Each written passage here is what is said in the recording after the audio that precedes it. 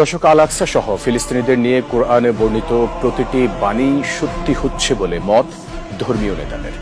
ফিলিস্তিনিদের উপর ইসরায়েলের অত্যাচার বাড়ার সঙ্গে সঙ্গে বিশ্বজুড়ে আলোচনার কেন্দ্রবিন্দুতে পরিণত হয়েছে আল আকসা প্রাঙ্গণ।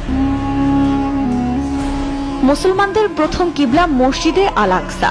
অসংখ্য নবী ও রাসূলের পুণ্যভূমি এ মসজিদ। এ মসজিদকে মুসলমান থেকে শুরু করে ইহুদি ও খ্রিস্টান তিন ধর্মের অনুসারীরাই নিজেদের ধর্মীয় ও পবিত্র স্থান বলে দাবি করেন।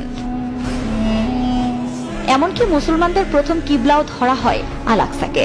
মুসলমানরা এখানেই 5 ওয়াক্ত নামাজ আদায় করতেন। যদিও পরে মক্কায় কাবা মসজিদকেই কিবলা হিসেবে নির্ধারণ করা হয়, তবুও আল আকসা মসজিদের গুরুত্ব রয়েছে অপরিসীম। কোরআনের বিভিন্ন স্থানে ফিলিস্তিন, বিশেষ করে বায়তুল মাকদিসের কথা উল্লেখ করা হয়েছে।